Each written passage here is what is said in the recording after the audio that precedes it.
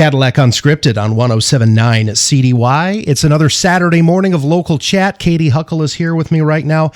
And we've got a guy who can speak to winter weather with us again. Oh my, he's Mr. Winter Weather, yes. We've got Pete Meyer with us. And Pete is the CEO of Caberfae Ski Resort and golf course and everything else that's going on out there. And Pete, welcome. Well, thank you. Thanks for having me. So how's it going? We need an update. We don't have enough snow. We know that, right?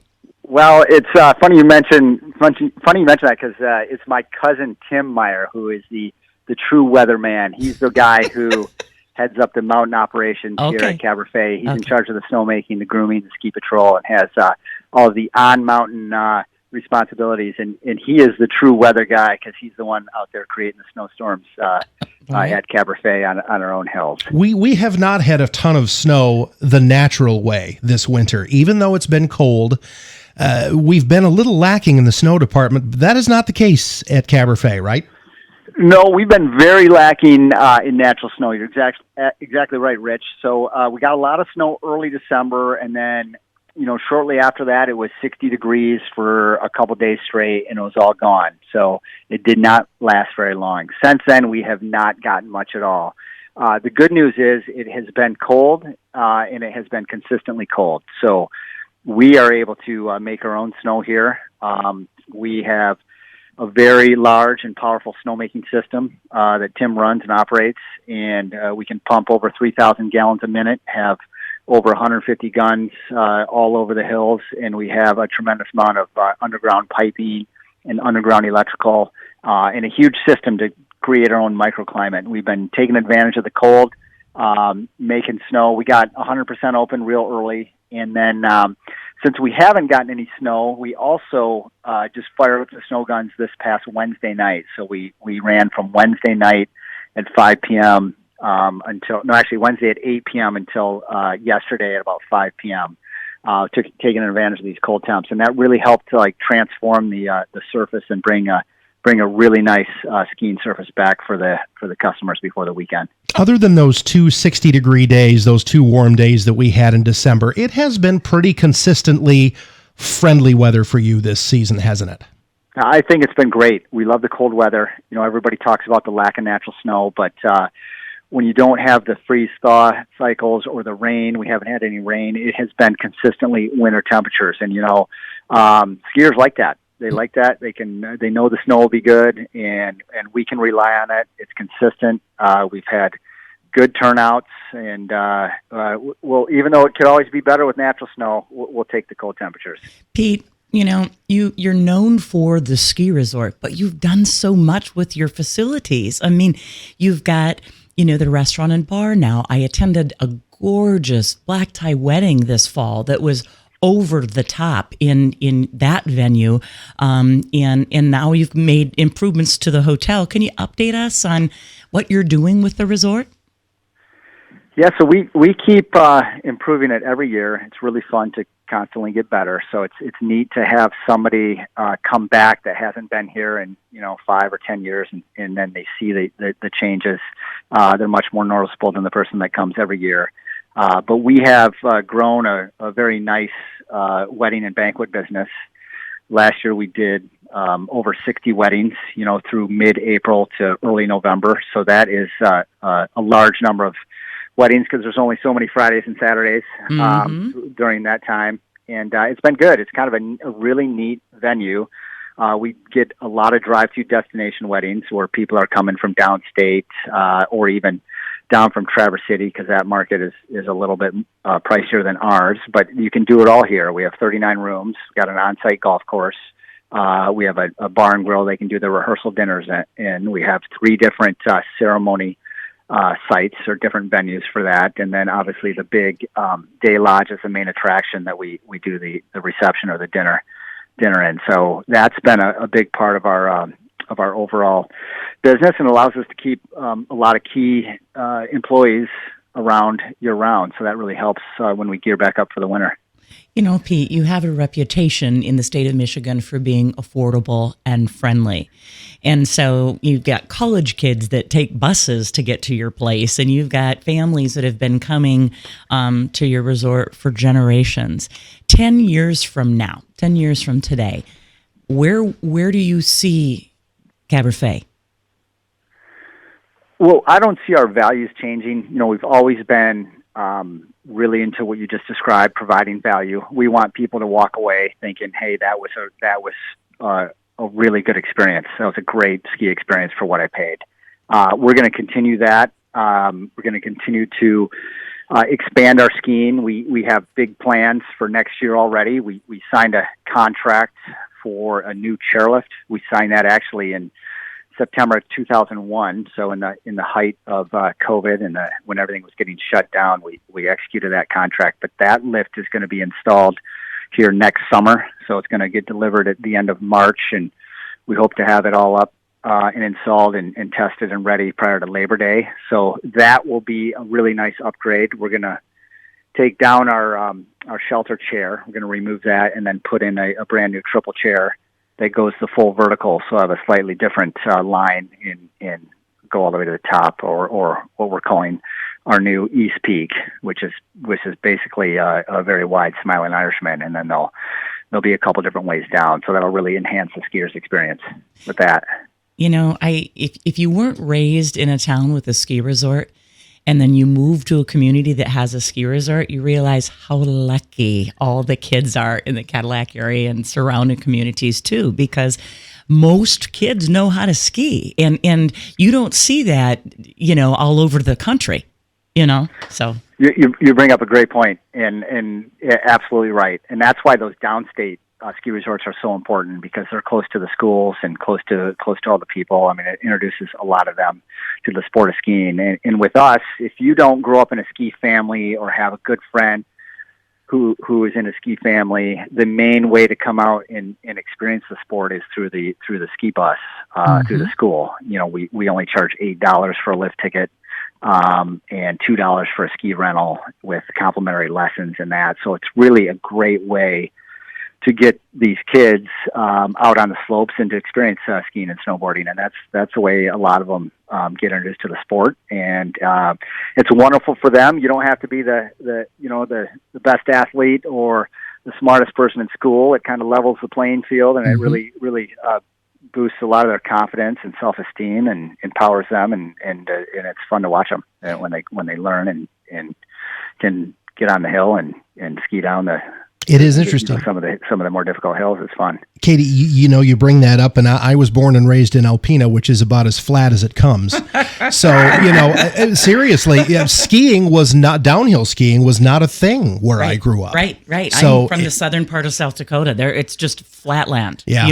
There were no ski resorts. So like the only team without a ski team in the Big North Conference is Alpena, and that's because there's no ski resort by them. That's not a surprise. There's no place to do it, So we're lucky. Exactly. Yeah. I also think, Pete, that, we're all more self-conscious about congregating now because, now we've got the Omicron virus out there, and we just don't know when that will end. And so people who come to your resort are happy. They're in a good mood. And I think that the sport itself, feels safe to folks.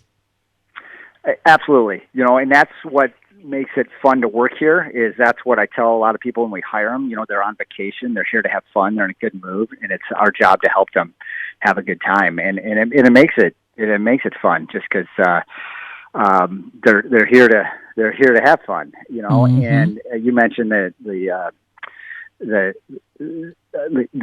pandemic aspect of it, and it was interesting because last year when we opened, there was absolutely nothing else to do. Everything was shut down. Mm-hmm. Kids weren't in school. Restaurants were shut down. All the gyms were shut down. And so it was really neat for people to be able to get out here and recreate and feel normal because it was outdoors and it was safe. And we had everybody spaced out really well. Mm-hmm. And it was, I thought it was really important for a lot of people's mental health and their physical health just to get out and recreate a little bit. So absolutely. It was really a blessing to have it. Did you find last year, Pete, that a lot of people were taking up skiing for the first time, maybe because of that? Absolutely, Yeah. absolutely. I mean, there were people. Our tune shop and demo center. We were tuning skis that had been in attics and in basements for 10 to 15 years. You know, it was getting a lot of rust off the edges. It was really neat to see these families return to skiing. You know, and they had a lot of time because there's a huge void of time with all these. A lot of kids are just generally pretty overscheduled these days with travel basketball, travel soccer, travel everything, and all of that was not going on. So it's neat to see them return to the slopes. Awesome. I'm so excited about the new chairlift. We want to have you back on when all that stuff gets input. It's exciting. It's very exciting. It's very exciting, and we aren't going to be done after that either. We have more plans to continue to expand, and I don't want to get into the details of that, but basically what we want to do is continue to add more lifts and more runs, and the future is very exciting. What's your favorite part about your job, Pete? It's probably that every day is different. You come in and you just don't exactly know what you're going to get. So it always keeps it fresh. It keeps it exciting. And just kind of when you're kind of had enough of winter, and this is just not with me, but all of our staff, then we change seasons and it keeps everything fresh too, because then you're back into summer season, which is completely different than winter, whether it's golf and weddings and banquets or maintaining the ski hills, and then just when that gets old again, and then towards the end of the fall, you're back into winter season. So it's always, it never gets old. Wow. Pete, we're very, very grateful. Notre Dame graduate, by the way, Rich. Smart man here that we're talking to. And we're just so grateful to the Meyer family for bringing and keeping such a beautiful venue so close to Cadillac. And it really is a gem of the town. So hats off to you and to Tim and to your families. We're really, really thankful for you guys. Well, thank you very much, Katy. I appreciate that. All right, Pete Meyer, everybody. We hope you have a most successful ski season, and we're just cheering you on. Well, appreciate it. Thank you for having me, Katy and Rich. I appreciate it. All right.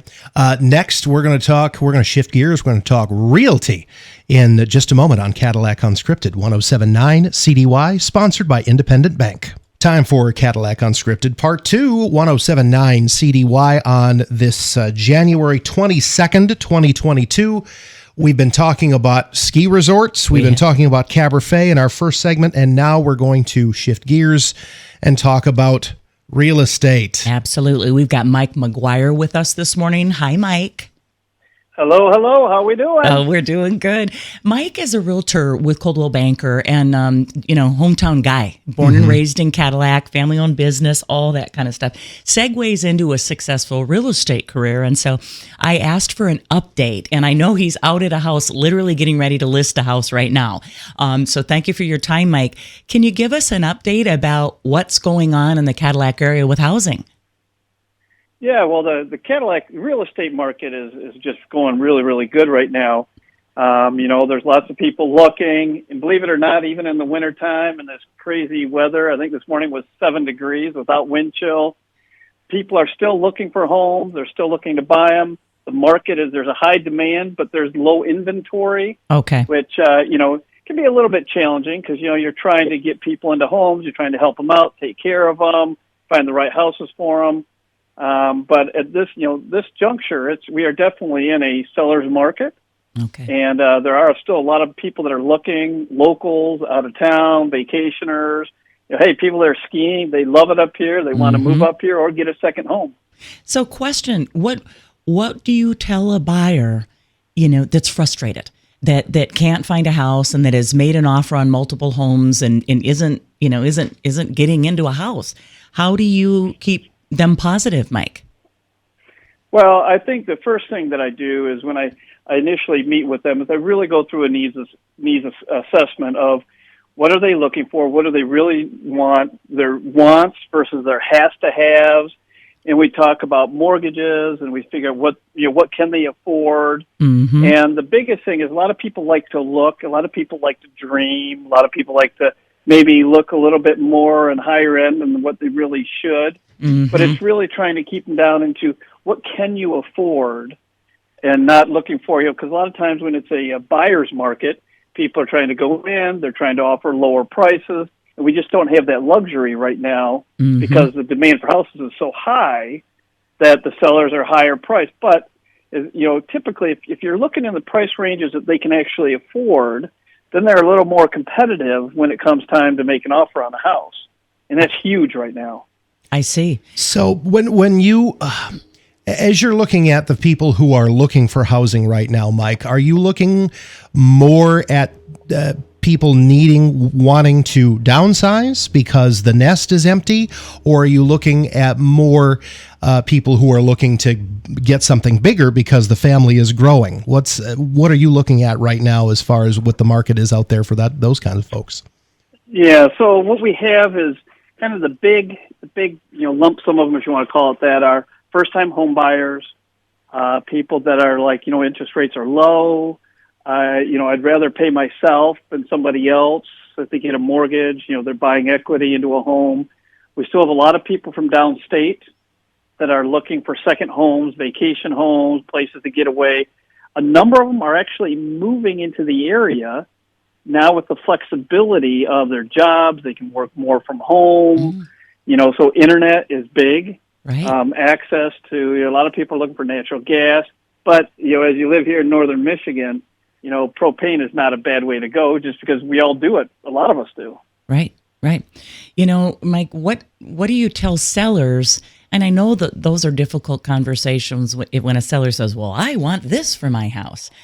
What does that look like when you're the coach on that and your job is to sell the house but keep things real? What does that conversation sound like? Yeah, no, that's actually a great question.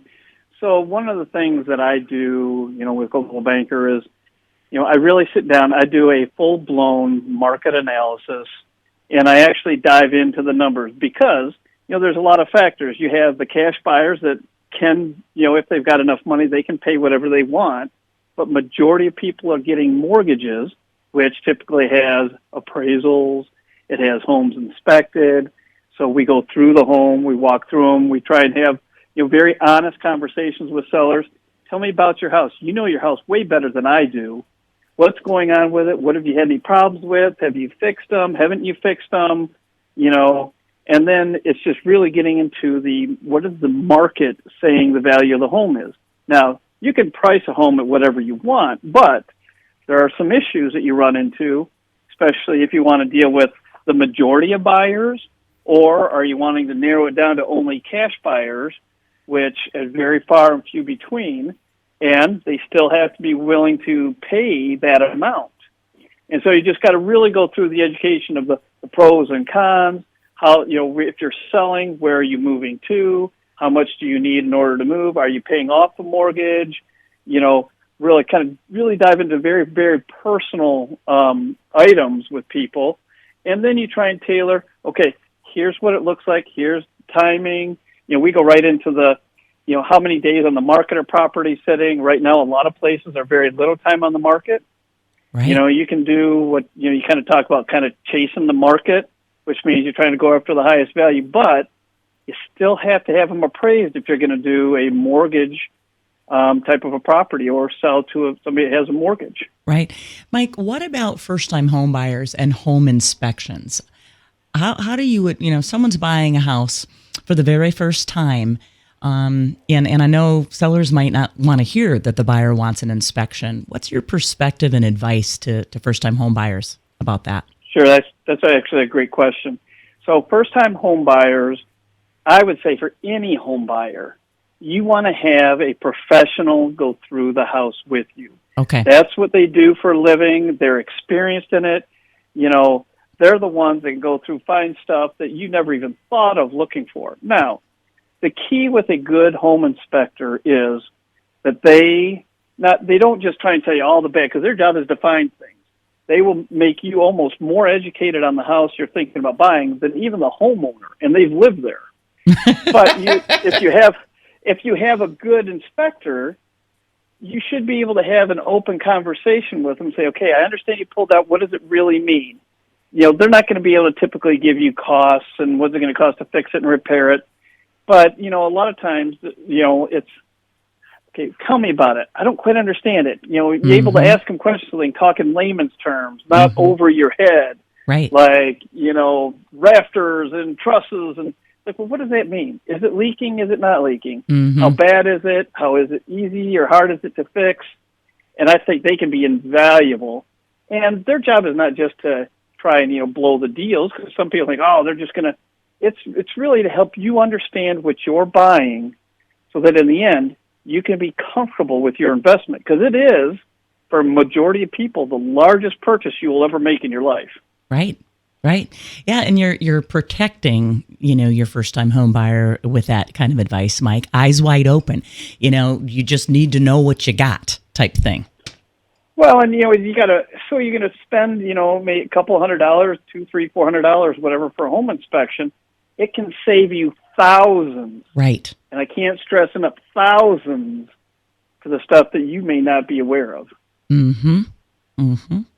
Okay, so we won't hold you to it, but a year from now, where do you see the housing market in the Cadillac area? Sure. No, that's very, and that's something that I always try and look at, try and figure out, try to understand, because that also helps me working with clients. Hey, Mike, what's going to happen? So what we're hearing is that the market is going to continue. It's going to continue to be a hot market. The pricing may not be quite as aggressive as we've seen in the past, as far as continuing to go up and up or jumping up higher in prices. We're even hearing hints that, 2 years still may be okay. We are starting to hear some rumbling about maybe some mortgage rates starting to go up, things of that nature. But it's still, the rates are still incredibly low. Right. So for the time being, Katy, you're in that arena a little bit. I know we're not hearing super bad things other than prices are still going to kind of keep ticking up. Right. And, when people are ready, they need to be prepared. They need to get with their mortgage lender. They need to have stuff lined up. They need to know, okay, what can they afford? Be reasonable. Don't overextend yourself. But also be patient, and let's find the right place. All such good words of wisdom. When we get into the rate environment, it is not a V-shaped incline. We're just seeing a very slow but steady increase in interest rates right now. So the 30-year fixed is still under 4. The 15-year fixed is still under 3. And like you said, Mike, that is historically low still. So right. But, well, everybody, Mike, thank you so much for, my mind is just racing with all the things that you said. It was just really good words of wisdom for folks as they think about, are they going to buy? Are they thinking about selling? And no one really knows, when it's going to end or when we're going to see interest rates back up over 5 and that kind of thing. So we like to bring facts to people, and we really appreciate your insight this morning. Yeah, we like facts. We like information. We like to share. I like to coach and walk through the process. Even if somebody's not really in a position to buy right now, come and talk with us realtors, talk with your lenders, because there's some homework that people really should do so that when they are ready, they can move, because that's kind of where we're at right now is you have to be ready to make your decision quickly. It doesn't mean you have to make an offer on the first house you look at. But when you do find the right place, you need to have your mortgage set up. You need to know who your insurance, what can you afford, and what your must-haves are. Because a family of 3 or 4 or 5, a one-bedroom house really is not going to cut it. Right. Absolutely. Mike McGuire, everybody. He is a hotshot realtor over at Coldwell Banker here in Cadillac. Thank you so much for your time today, Mike. Thank you very much, Katy. You have a great day. Talk to you soon. Bye-bye. All right, join us next time, same station, same time, right here in 107.9 CDY for Cadillac Unscripted. We'll see you next week, Katy. All righty. Sponsored by Independent Bank, 107.9 CDY.